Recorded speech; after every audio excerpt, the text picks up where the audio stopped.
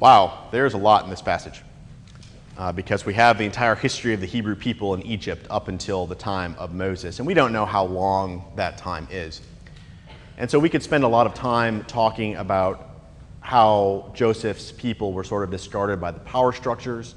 We could talk about how this is phrased because, of course, Joseph was a slave in Egypt, and we wonder about the status of his brothers after he brought them down.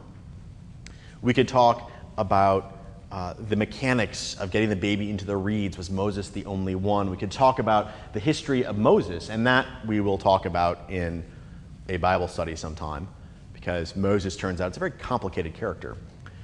But in this story today, I want us to look at three people. I want us to look at Pharaoh's daughter. I want us to look at Pharaoh. And when I say three people, I really mean let's look at the Hebrew people in Egypt. Because as we are told, here we have the Hebrew people oppressed in Egypt in slavery.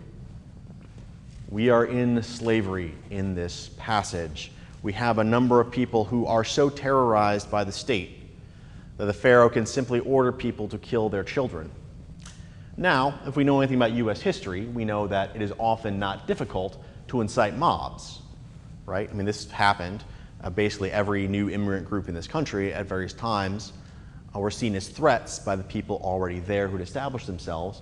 And so perhaps Pharaoh was just trying to play to his population. We don't know. But what we do know is that Pharaoh in some way felt threatened by the Hebrew people. He felt his existence, the existence of his people, were threatened.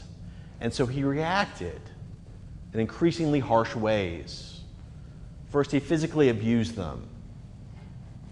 Then he ordered them to kill the babies. Then he finally said, okay, anyone can kill the babies. He continued to escalate the response to the threat that he felt. And I pulled out the midwives because we see in this story, the way that it's told, it says, oh, the Hebrews outnumber the Egyptians. This is basically impossible.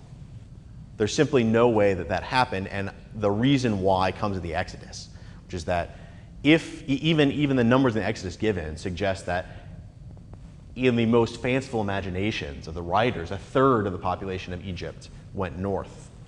And so if that happened in the Exodus, it's unlikely that sort of they outnumber them here. And even that number is hugely inflated based on the records of Egypt. But we have the sense that at least in Egypt, we felt that threat. People felt that they were going to be overwhelmed by these Hebrew refugees. And so Pharaoh enacts all of these harsh penalties, responding to that threat. And the Hebrews feel that oppression. It is their children that are at risk. It was their lives that were made miserable. They live knowing the Pharaoh can do whatever he wants to them. And so in between these two people, we have Pharaoh's daughter. Pharaoh's daughter appears not to be part of the mob. Or maybe she simply feels so secure in her position that she can make this conscience-based decision. We don't know exactly what she thought, but here's what I like to think she thought. I like to think she saw this baby in the river and thought to herself, I don't understand why my father is so threatened. Surely this baby will not harm us. And took the baby into her household.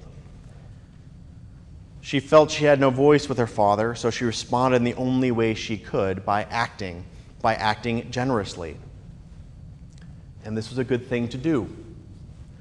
But what is interesting about it is that if you know the continuing story of the relationship between Moses and Pharaoh, you know that Moses humiliates Pharaoh later on.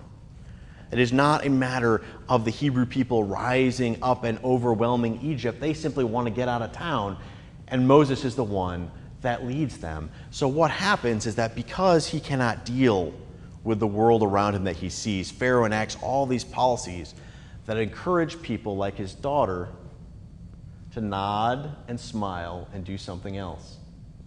And this was the seed of Pharaoh's downfall. That this woman who felt she had no say, who felt that she might have something different to see in the world than the people around her, simply nodded and smiled and did something differently. And this was corrosive in Egypt. This was corrosive and led to the horrible humiliation of Pharaoh and finally to God bringing God's people out of Egypt. So the question for us is, we have these three characters. Who are we?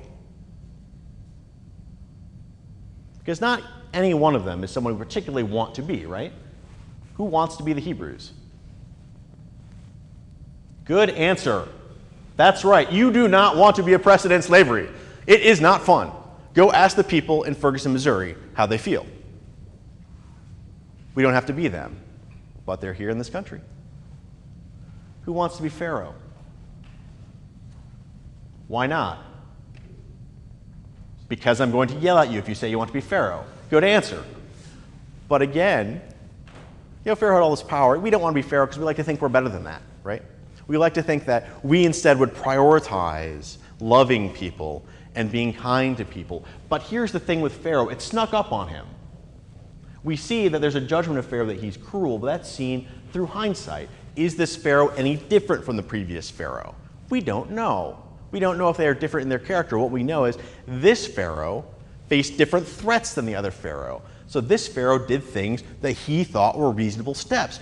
Oh, these people are outbreeding me. I'm going to enslave them so I can control them. Oh, they're still outbreeding me. I'm going to treat them more harshly. Surely then they'll fall into line. Oh, they're not doing it. Well, I guess I've got nothing left to do except to kill them. He's a desperate man. And so whatever he thought he was like, whatever he thought he was doing, he was carried by it into a situation that caused untold oppression. And the danger for us is we can do the same thing as we take a step. As we take a step, we can say, well, we have a country, we have a social safety net, and it's designed for taxpayers. And so we need to have an immigration policy, right? And so we say that, we'll have an immigration policy, and that's a reasonable thing. And then we look around and we say, well, okay, but it's not working. So what we'll do is we'll put armed guards on the border to make sure that people can't get in. We say, well, that's not working either. So we'll have, an increasingly militarized state down in Arizona, and we'll see if that helps. That helps a little bit. And then we say, well, but what happens if they sneak across the border as children and then just grow up here and take everything? So we'll take all these people who are fleeing from death squads and send them back.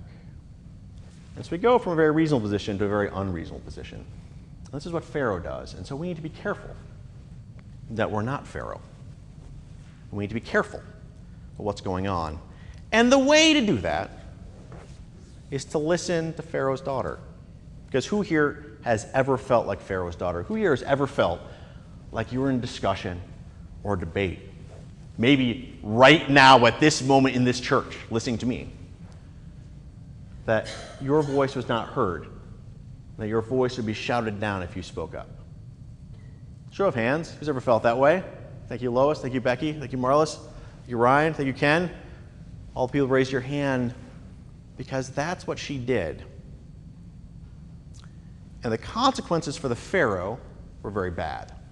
Consequences for the Hebrews were very good. But how much better would it all have been if that daughter had been able to speak up and say, Pharaoh, Father, are you sure that killing a bunch of babies is what you want your legacy to be? Right? That conscience of someone standing up and saying, no, this is not an okay thing to do.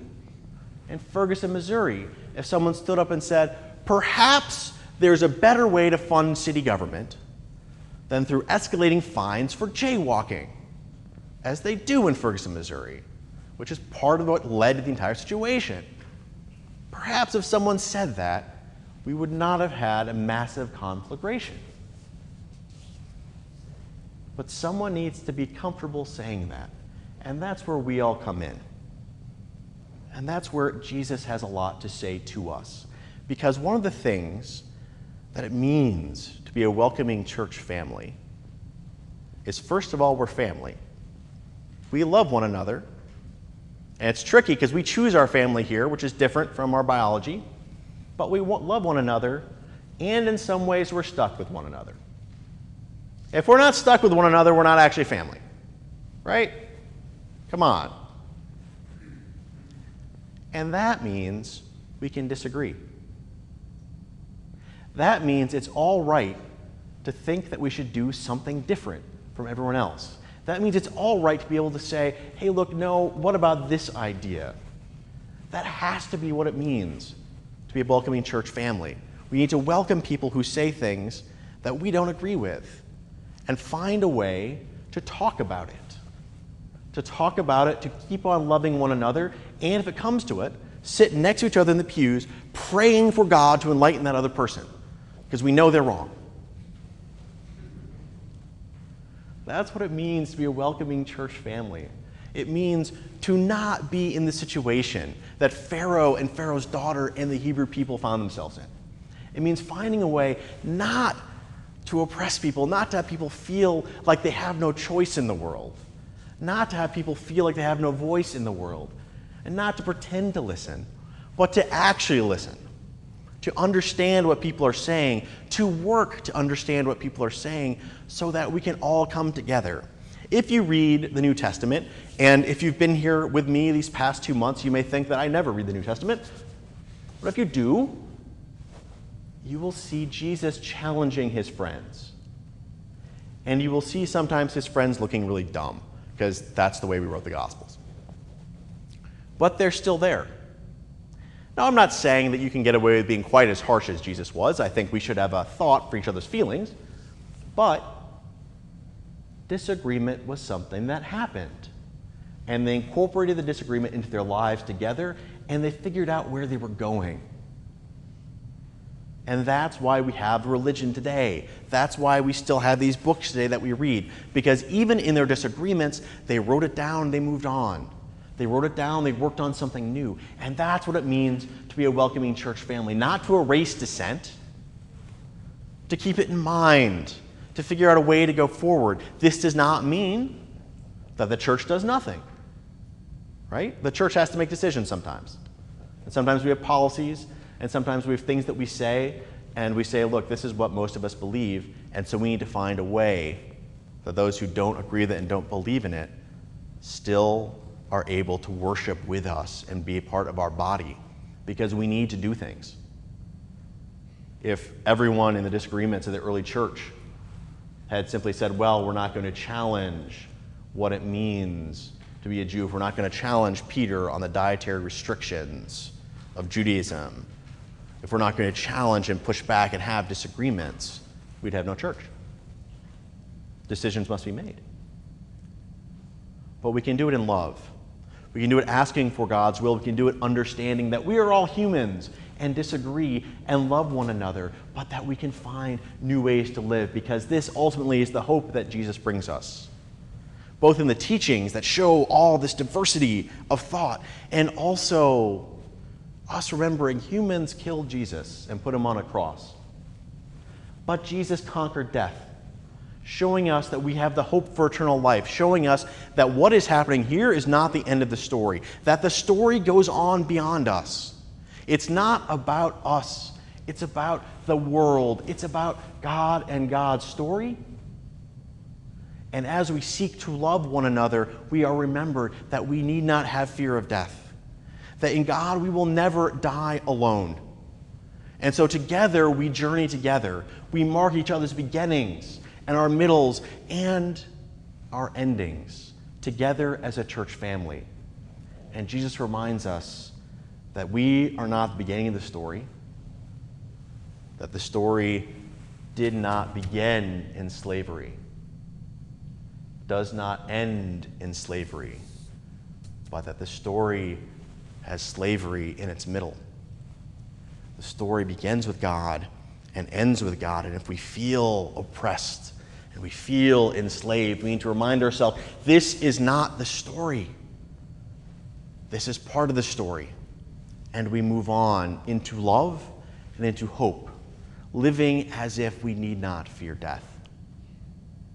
So as we go out into the world from here, I ask you, stand up and say, when do I feel like Pharaoh's daughter, unable to speak, able only to undermine the policy by this little act? When do I feel like Pharaoh, as if I am so oppressed by other people that there is nothing too horrible I can do to them? And when do I feel like the Israelites, beset and beset and beset? Remember that Jesus' lesson was this: we are all brothers and sisters, and no one deserves to be oppressed. No one deserves to feel that way. And so ask yourself, how can I love? How can I love one another and move forward so that no one has to feel like this again?